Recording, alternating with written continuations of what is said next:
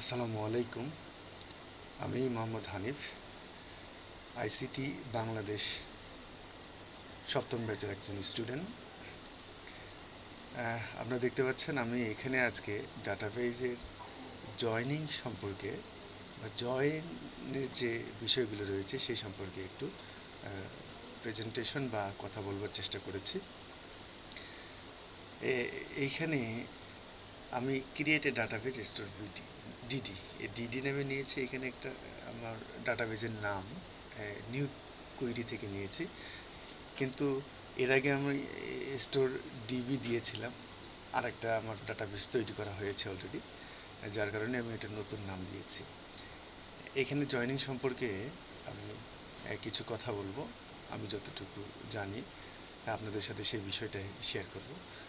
তো জয়েনিংয়ের কথা বলার আগে আমি একটু অল্প করে ধারণা দিতে চাই যে আমাদের যে ডাটা টাইপের যে বিষয়গুলি রয়েছে। আমি এখানে 6টা বিষয় লিখে রেখেছি, যেমন কার।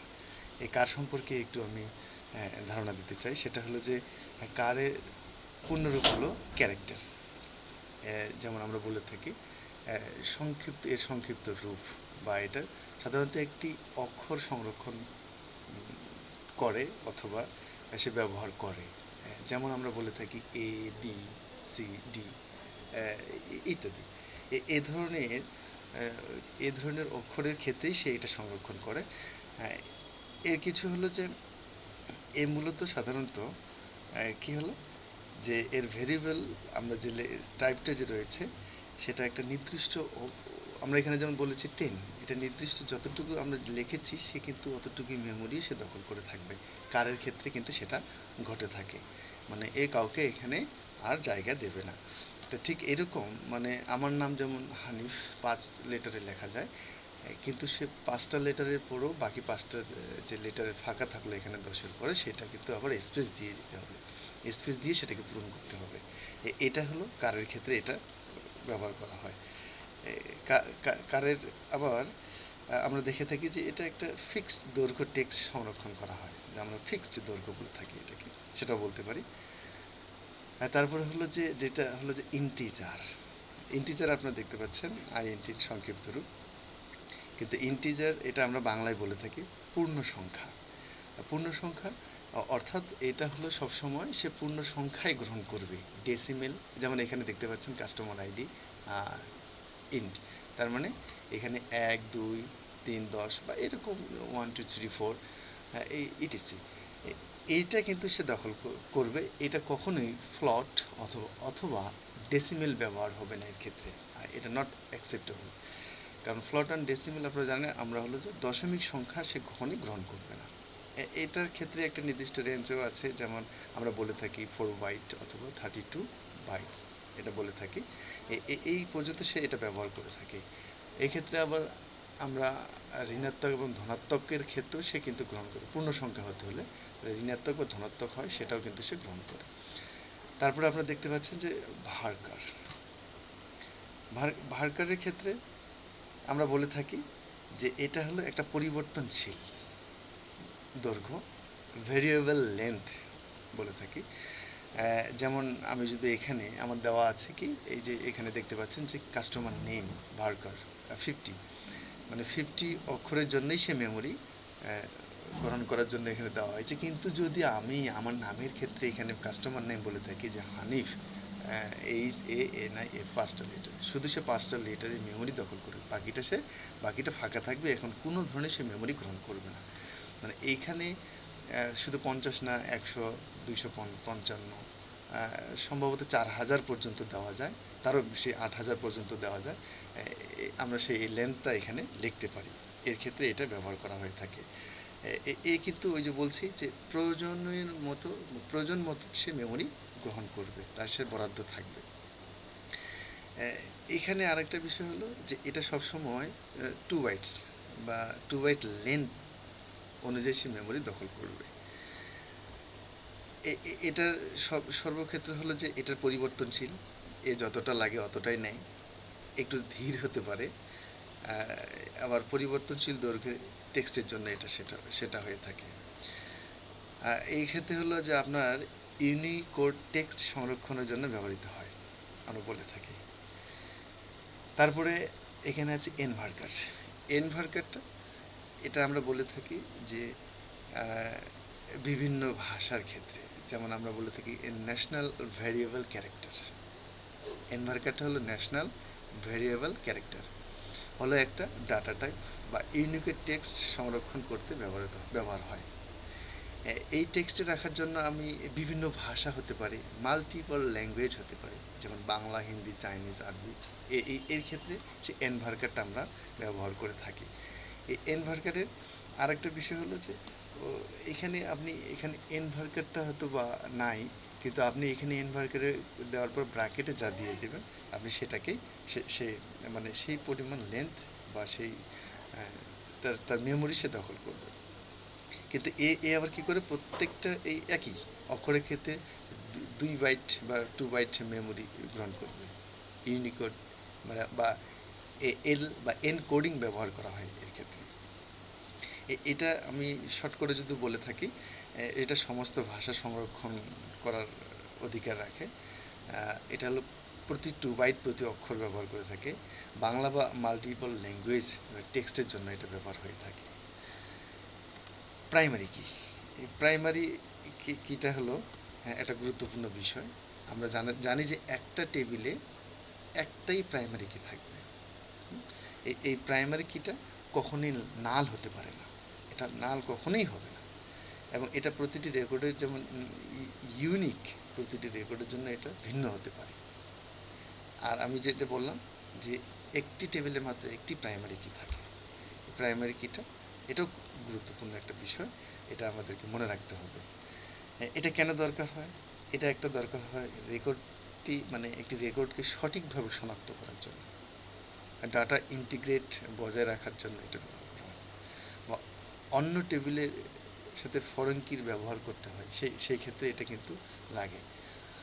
আর ফরেন কিটা হলো আপনার একেবারে কি, আমরা যেটা বলে থাকি এটাকে রিলেশন বলতে পারে না, আমরা বলতে পারি আমরা যে একটা রিলেশন টাইপ ডাটা ফরেন কিটা। একটি টেবিলের কলমে বা একটি টেবিলের প্রাইমারি এর মান অনুসরণ করে, আবার এটা কি করে যে ডাটার সঠিকতা ও ইন্টিগ্রিটি বজায় রাখে। ফরেন কি কলম থাকার মানে অবশ্যই যে প্যারেন্ট টেবিলের প্রাইমারি কির সাথে এর মিলে যেতে হবে, এই ফরেন কিটার কাজ করে। তার মানে আমরা উদাহরণ যদি বলতে পারি, যেমন একটা টেবিল থেকে আরেক টেবিলে যখন নিয়ে আসি, এটা কি হলো ওই মেহমান আসার মতো আর কি, মেহমান যখন আসে সেটাকে আমরা ফরেন কি বলে থাকি। তো যাক, আমার একটু আলোচনা করবার চেষ্টা করেছি। তা আমি এখানে ক্রিয়েট ডাটাবেজ যে ভিডিওটা নিয়েছি, এটা আমি আগেই এক্সিকিউট করেছি, তারপরে করার চেষ্টা করি। এখানে ইরর দেখাচ্ছে, কারণ কি বলছে যে অলরেডি এক্সিস্ট, এটা হয়েছে। ডাটাবেজ আমি অল্প এখানে সংরক্ষণ করা হয়েছে। এখন আমি যে স্টোর ডিডি যে ডাটাটা তৈরি করেছি বা স্টোর তৈরি করার চেষ্টা করেছি, সেখানে অবশ্যই কিন্তু আমার কাস্টমার লাগবে। ওই স্টোরের জন্য কাস্টমার ছাড়া কিন্তু হবে না। আমি এখানে ক্রিয়েট টেবিল, কাস্টমার টেবিলটা ক্রিয়েট করেছি কি তা আইডি দিয়ে, তা কাস্টমার নেম দিয়ে। এখানে আরও আমি দিতে পারি, মেইল দিতে পারি, তার ফোন নাম্বার দিতে পারি। এরকম আমি কিন্তু অনেকগুলো ডাটা এখানে ইনপুট করতে পারি। আমরা এটা দেখি, এটাকে আমরা এক্সিকিউট করে দেখি যে এখানে বলছে যে কমান্ডস কমপ্লিটেড সাকসেসফুলি হয়েছে। তারপরে শুধু কাস্টমার থাকলে হবে না, এইখানে আবার ক্রিয়েট টেবিল প্রোডাক্ট থাকতে হবে। কাস্টমার থাকলে হবে না, কারণ একটা স্টোর থাকবে, স্টোরে প্রোডাক্ট থাকবে না। প্রোডাক্ট না থাকলে আপনার স্টোর হতে পারে, এটা কোনো না কোনো ধরনের প্রোডাক্ট আপনাকে রাখতে হবে। আমি প্রোডাক্ট আইডি, কাস্টমার আইডি এখানে আমি দিয়েছি, সেটা এখানে এক্সিকিউট করে দেখি, সাকসেসফুল দেখিয়েছে। তারপরে বলছে যে ক্রিয়েট টেবিল ওয়ার্ডার্স। এই ক্রিয়েট টেবিলস ওয়ার্ডারটা এখানে আপনার দেখেন প্রাইমারি কি দেওয়া আছে, এবার ফরেন কি দেওয়া আছে, এতে কাস্টমার আইডি মানে যেটা মিল রয়েছে। একটা ওই তো বলছে যে যখন সে আইডি তো তার একটাই হতে পারে, মানে আইডি তো তার একটাই, কাস্টমার আইডিতে একটা আইডি, যার কারণে এখানে দেখি আমি এক্সিকিউট করে দেখি, হ্যাঁ কমপ্লিট সাকসেস। এখন বাকি যে ডাটাটা আছে, আমি সেই ডাটাটা আমরা এখান থেকে আমি নিয়ে আসবো। কি আছে, আমি ডাটা টাইপে বলেছিলাম যে অন্তত সাতটা ডাটা টাইপের কথা বলেছিলাম। 7টা দেখি দিয়েছে। আমরা এইটাকে এইখানে কমান্ড দিয়ে থাকলে আমরা এখন সেই যে ব্যবহারটা করব, মানে এইখানে দেখি কাস্টমার 7টা কাস্টমারের ডাটা আছে, সাকসেসফুল 7টা রো অ্যাকসেপ্টেড করেছে, কি তার নাম রয়েছে 7জন কাস্টমারের। এইখানে আবার 7টা প্রোডাক্ট রয়েছে, এখানে প্রোডাক্ট, তারপরে এখানে রয়েছে আপনার যে সে অর্ডার করেছে তার ভ্যালুগুলো রয়েছে, কী কী সে করেছে, সব সাকসেসফুলি কিন্তু সবগুলোরও এখানে ইনপুট করা হয়েছে। আমি এখন যেটা করব, জয়েন করব। প্রথমে আমি জয়েন করব হলো ইনার জয়েন। ইনার জয়েনটাকে করব কিভাবে, যে ইনার জয়েনটা মূলত হলো যে যেগুলো কমন রয়েছে, এই কমন বিষয়গুলো সে কিন্তু এখানে গ্রহণ করবে। দেখেন রহিম কি তার প্রোডাক্ট কি, রাইস, করিম কি কিনেছে, ওয়েল কিনেছে, মানে যে বিষয়গুলো কমন রয়েছে সেগুলো এখানে ইনার জয়েনের মধ্যে দেখাবে। তারপর হলো লেফট জয়েন। আমি লেফট জয়েনটা আপনার দেখলে বুঝতে পারবেন যে লেফট জয়েনটা কী। সবগুলো কিন্তু সাকসেসফুলি এখানে দেখাচ্ছে। লেফট জয়েন হলো শুধু কাস্টমার যে ওই দুইটা টেবিলের কাস্টমারকে দেখাবে। এই কাস্টমারগুলো প্রোডাক্টটার যেটা সে কিন্তু এই কাস্টমার রয়েছে কিন্তু সে প্রোডাক্ট কিনে নেই, এই জন্য সেটাকে নাল দেখাচ্ছে। এটা কিন্তু প্রোডাক্ট কিনেছে, এই জন্য এটা কিন্তু নাল নাই। কারণ আমার প্রোডাক্ট টেবিলে প্রোডাক্ট রয়েছে, কাস্টমার রয়েছে 7জন 8জন বা 7জনের রয়েছে। যারা প্রোডাক্ট কিনেছে তারা এসেছে, মানে সব কাস্টমাররাই এসেছে, আবার যারা প্রোডাক্ট কিনেছে তাদেরগুলো এসেছে, কিন্তু যারা কিনে নেয় তাদেরগুলো এসেছে কিন্তু তাদের ক্ষেত্রে নাল দেখাচ্ছে। এটা হলো লেফট জয়েন। আর রাইট জয়েনের ক্ষেত্রে হবে কি, আপনার এখানে শুধু খালি প্রোডাক্ট কারা কিনেছে সেটা দেখাবে, কারা কিনে নেয় সেটাও দেখাবে, কিন্তু নাল থাকবে সেই বিষয়টা। আমরা সেটা দেখি এখানে রাইট জয়েনের ক্ষেত্রে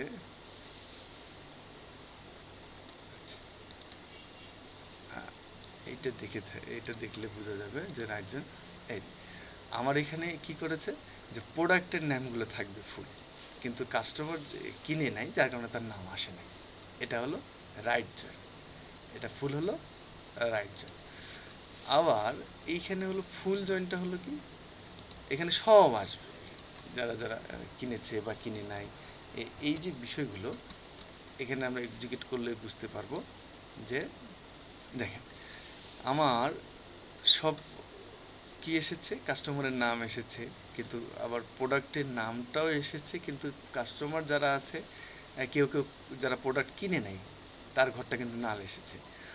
আবার এখানে আমার প্রোডাক্ট এসেছে কিন্তু কাস্টমারের জায়গাটা নাল এসেছে, মানে কি সে তারা এই প্রোডাক্ট কিনে নেয়। এইখানে ফুল জয়েন হলো যে কাস্টমারের সব কিছু কিনলেও আসবে না কিনলেও আসবে, মানে লেফট অ্যান্ড রাইট জয়েন্টকে দুইটাকে একত্রিত করে ফুল জয়েন্টটাকে এখানে সে দেখাবে। আশা করি আমি চেষ্টা করেছি আমার এই অল্প জায়গা থেকে বা অল্প সময়ের মধ্যে একটু আপনাদের ব্রিফ করার জন্যে।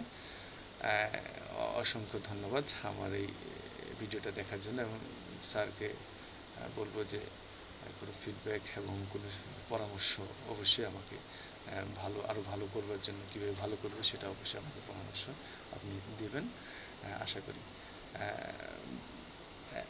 ভালো থাকবেন। আসসালামু আলাইকুম। অসংখ্য ধন্যবাদ সবাইকে।